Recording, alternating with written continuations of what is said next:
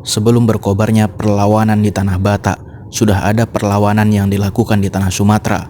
Perang Padri berkobar di awal abad 19, tepatnya tahun 1891, yang dipelopori oleh kaum Wahabiyah di Sumatera Barat. Kemudian Perang Aceh yang juga terjadi pada 1873, namun sebelum tahun itu telah banyak perlawanan yang terjadi. Hingga setelah itu Tanah Batak melakukan perlawanan terhadap Belanda. Perlawanan yang dilakukan adalah guna menentang pemerintah Hindia Belanda yang berniat menguasai wilayah tersebut pada awal abad 19. Perlawanan ini berlangsung selama lebih kurang 29 tahun dan peperangan ini juga sering disebut sebagai Perang Batak atau Perang Sisingamangaraja. Sebuah perlawanan mengandung arti untuk melindungi Tanah Batak dari kekuasaan Belanda dan mempertahankan adat dan kepercayaan yang ada. Pada tahun 1860, pada masa kristenisasi telah memasuki wilayah Silindung dan Toba, banyak Vos Jending yang mulai ada di daerah tersebut. Saat kondisi yang sedang terjadi, Sisingamangaraja XI meninggal dunia pada 1876 dan digantikan oleh putranya yaitu Patuan Besar Ompu Pulo Batu yang memiliki gelar Sisingamangaraja ke-12. Ia menganggap bahwa persebaran agama Kristen di Tanah Batak dapat membahayakan dan menggoyahkan kedudukannya. Selain itu, Belanda juga hendak mengambil wilayah yang berada dalam kekuasaannya. Saat itu, Belanda mengangkat kontrolir residen Sibolga dengan dalih melindungi para Zending. Namun pengangkatan kontrolir tersebut bersamaan juga dengan militer. Mengapa Sisingamangaraja ke-12 menganggap ini membahayakan? Karena yang dikhawatirkan adalah akan merusak sistem masyarakat yang ada, di mana hubungan tradisionalnya dengan pemimpin negeri akan terputus dan berarti dapat melengsarkan struktur tradisional yang telah ada di Batak. Namun pandangan segi ekonomi dan politis dapat menyebabkan relasi antara daerah dan pusat akan putus. Akibat dari adanya tekanan tersebut, kurang lebih tahun 1877, Sisingamangaraja ke-12 melakukan safari mengunjungi daerah.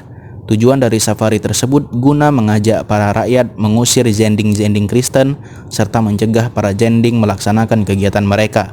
Zending ini adalah sebuah organisasi yang bertujuan menyebarkan agama Kristen kapanpun dan dimanapun, termasuk juga di Hindia Belanda. Pasukan Batak di bawah pimpinan Sisingamangaraja ke-12 melaksanakan penyerangan terhadap pos Zending dan perusakan, pembakaran rumah di beberapa tempat. Kemudian muncul desas-desus Sisingamangaraja dibantu dengan pejuang Aceh merencanakan perjuangan ke Zending di Silindung dan bersenjata dengan 50 pucuk senjata. Hal desas-desus tersebut terdengar oleh militer Belanda di Sibolga. Hingga pada 8 Januari 1878 mendapat perintah untuk memasuki Silindung, melindungi penduduk Kristen serta bersiap menghadapi Sisingamangaraja ke-12. Sebab Sisingamangaraja menjawab dengan pernyataan perang. Pada tahun itu juga 1878 pertempuran terjadi di Silindung. Perang berlangsung pada tahun 1878 sampai dengan tahun 1907. Perang Batak dipimpin oleh Sisingamangaraja ke-12, yaitu raja terakhir dari Tanah Batak. Secara sosiologis, pada saat itu Tanah Batak merupakan daerah yang masih menganut kepercayaan tradisional, di mana pemimpin dianggap sebagai utusan Tuhan.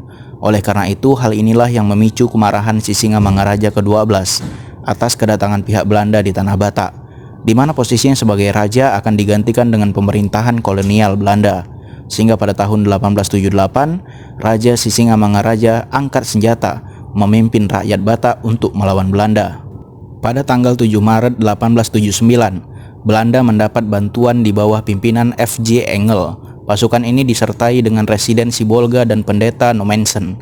Pada saat itu, pertempuran terus merambat ke pedalaman Bahal Batu. Pertempuran di Butar, pasukan Batak berhasil membunuh seorang tentara Belanda sehingga Belanda mengadakan pembalasan dengan membakar kampung-kampung yang ada di sekitarnya. Pertempuran sengit juga terjadi di kampung Lobu, Siregar, dan Upu Nisirabar yang awalnya sangat susah diduduki oleh Belanda. Namun karena kegigihan Belanda, mereka berhasil menduduki kampung tersebut. Sedang pasukan Sisingamangaraja ke-12 menarik diri dari tempat tersebut, sedangkan kepala kampung ditawan oleh Belanda dan kampung tersebut dibakar. Namun sesudah perang di Lobu dan Upu, pihak Belanda kembali ke Sibolga, sedangkan Sisingamangaraja ke-12 sedang menyusun strategi untuk menyerang pihak Belanda kembali. Singkat cerita, peperangan dari tahun ke tahun semakin menjadi. Serangan dari pihak Belanda semakin membabi buta dengan membakar kampung-kampung yang menolak membayar denda.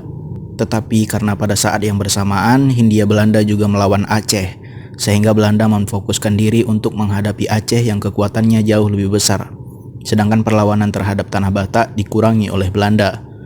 Lalu pada 1888 pejuang-pejuang Batak melakukan penyerangan ke Kota Tua. Mereka dibantu oleh orang-orang Aceh yang datang dari Trumon. Namun perlawanan ini dapat dihentikan oleh pasukan Belanda yang dipimpin oleh J.A. Visser. Belanda juga menghadapi kesulitan melawan pejuang di Aceh, sehingga Belanda terpaksa mengurangi kegiatan untuk melawan Sisingamangaraja ke-12 untuk menghindari berkurangnya pasukan Belanda yang tewas dalam peperangan. Perlawanan demi perlawanan terjadi antara pasukan Sisingamangaraja ke-12 dengan Belanda, membuat pejuang Batak kewalahan menghadapi Belanda pada saat itu. Sampai di Samosir juga diduduki oleh Belanda, sehingga gerak Sisingamangaraja ke-12 semakin sempit mengingat daerah kebanyakan sudah jatuh ke tangan Belanda. Sekarang pasukan Sisingamangaraja ke-12 bertahan di sebelah barat Danau Toba, yaitu Pak dan Dairi. Akhir dari Perang Batak. Selama awal pertempuran, pasukan Sisingamangaraja masih melakukan perlawanan. Namun pada tahun 1900 kekuatan Sisingamangaraja ke-12 semakin surut. Hal ini diakibatkan dengan semakin melemahnya perlawanan yang dilakukan oleh rakyat Aceh, sehingga pasukan Belanda dapat berkonsentrasi di Tanah Batak. Pada saat Belanda sampai di Pak dan Dairi, pasukan Sisingamangaraja ke-12 semakin terkepung, sedangkan di lain pihak, hubungan mereka dengan Aceh sudah terputus. Dengan terdesaknya pasukan Sisingamangaraja ke-12, mereka terus berpindah-pindah dari satu tempat ke tempat lain untuk menyelamatkan diri.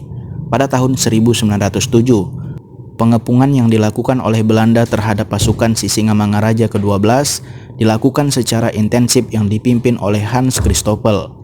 Pada tanggal 17 Juni 1907, Sisingamangaraja hampir berhasil ditangkap di dekat Ai Sibulbulon, daerah Dairi. Namun meskipun keadaannya lemah, Sisingamangaraja dan pasukannya terus mengadakan perlawanan. Pada peristiwa ini, Sisingamangaraja tertembak oleh Belanda, sehingga ia pun terbunuh di tempat. Di sana yang bersamaan, anak perempuan dan 2 putra laki-lakinya juga gugur, sedangkan istrinya, ibunya, dan putra-putra lainnya masih menjadi tawanan perang oleh Belanda. Dengan gugurnya Sisingamangaraja ke-12, raja terakhir dari Batak, maka seluruh daerah Batak menjadi milik Belanda. Sejak saat itu, kerja rodi di daerah ini melemahkan struktur tradisional masyarakat Batak dan semakin lama kian runtuh. Kegigihan dan keberanian rakyat-rakyat Batak wajib kita apresiasi. Mungkin perang Batak di telinga kita asing terdengar, namun inilah yang terjadi. Bahwa orang Batak adalah orang-orang yang berani, orang-orang yang tidak mau marwah dan harga dirinya diinjak, dan orang-orang Batak adalah orang-orang yang rela berkorban nyawa demi mempertahankan wilayah dan bangsanya.